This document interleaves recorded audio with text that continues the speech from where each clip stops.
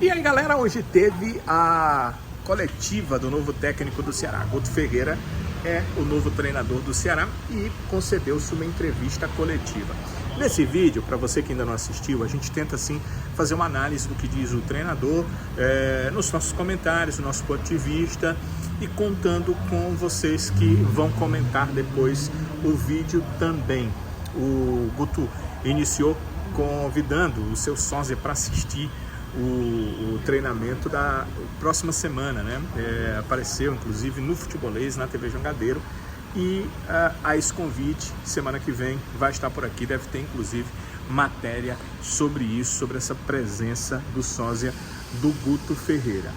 O Guto não se sente um técnico reativo, isso foi me perguntado algumas vezes, e ele interrompi, inclusive, a pergunta para dizer que não é um técnico reativo. O que é que o Guto acha que ele é? Ele é um técnico que pega as peças e, se elas são peças para se utilizar da reatividade, rapidez, contra-ataque, ele usa. Se são peças para construção de jogadas, ele diz que pode ser um técnico propositivo. Afirma que tenta tirar o melhor do time dentro das características que os atletas têm. Ele lembrou que foi demitido com o Ceará na 9ª colocação na Série A do Brasileiro. Eu estava até conversando com os colegas aqui da imprensa, que naquele momento, vamos voltar aí rapidamente para 2021, o Ceará na 9ª colocação da Série A, o Thiago Nunes ficou livre no mercado. O Thiago Nunes tinha feito uma campanha muito boa com a equipe do Atlético Paranaense, e o Thiago não tinha ido bem no Corinthians. Então o que se pensou? Não, o Thiago é bom treinador, mas o Corinthians é aquele time de massa que existe a pressão por um outro patamar, então não teve resultado. Também era um clube que a gente via que já estava num princípio da desorganização que é sentida hoje na equipe do Corinthians, então se imaginava que por conta disso o Thiago poderia ajudar o Ceará a subir de patamar. Então houve a contratação do Thiago Nunes, coisa que depois se mostrou que não era realidade.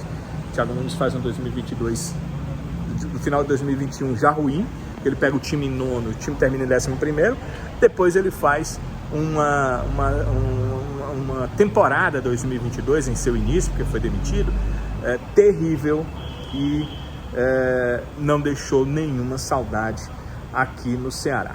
O Guto elogiou o Morínigo e o Barroca, disse que eles tiveram acertos e falou inclusive que do jeito que estava, ou seja, a pressão que estava, ele sentiu que o grupo do Ceará não é que não tivesse qualidade, é que foi um grupo que sucumbiu ao momento de pressão.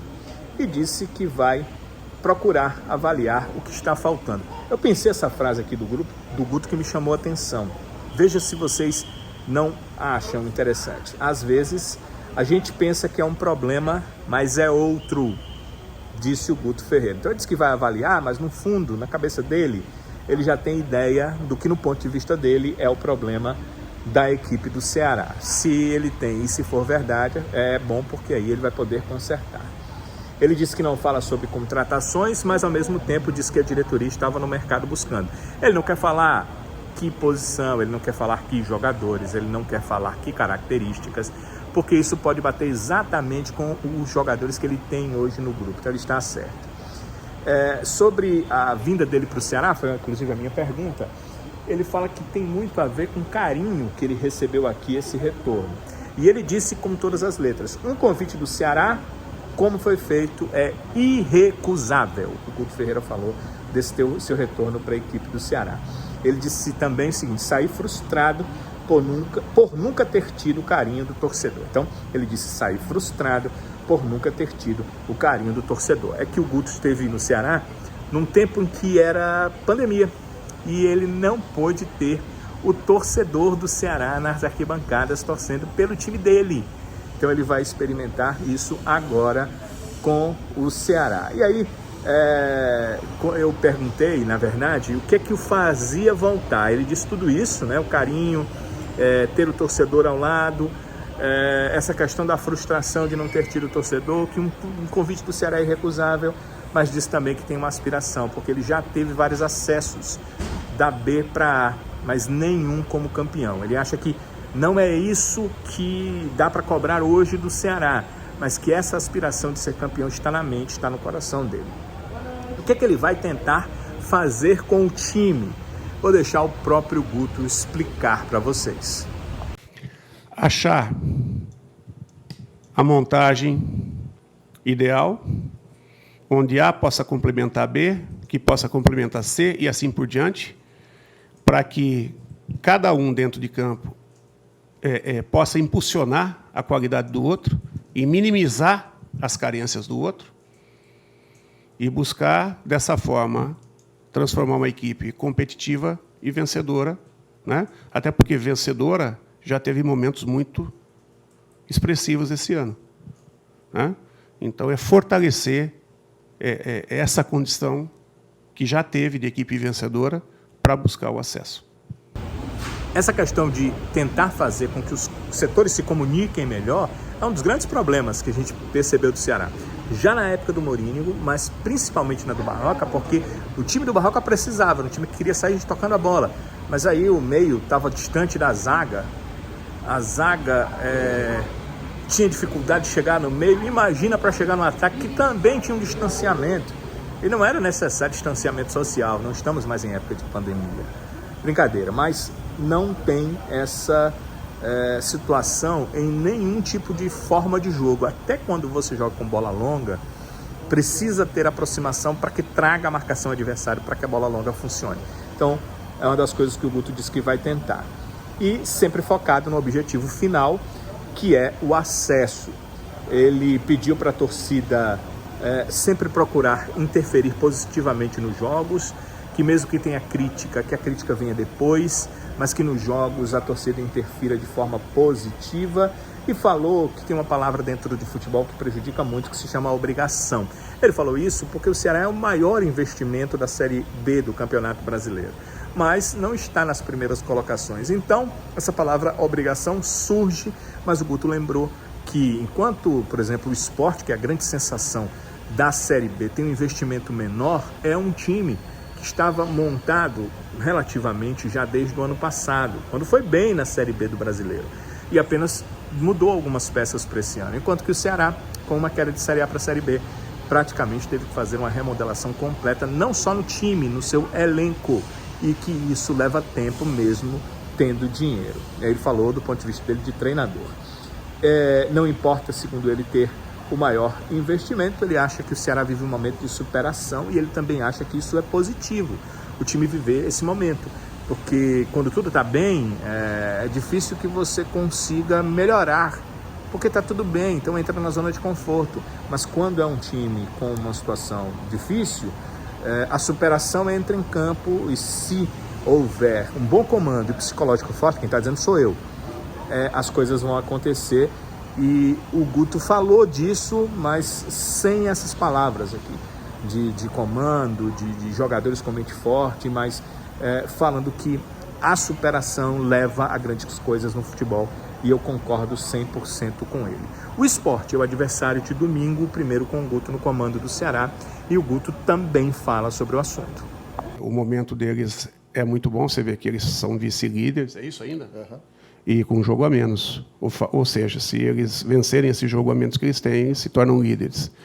Só para ver o nível da equipe. Uma equipe que o Ceará venceu dentro de casa e acaba sendo batido lá na ilha, mas conquistou o título da Copa do Nordeste. É um embate que tem já o histórico esse ano de rivalidade. Nós, com uma mudança, é que eu volto a falar, é uma situação de grande dificuldade, mas que vai mexer com o estado anímico também da nossa equipe.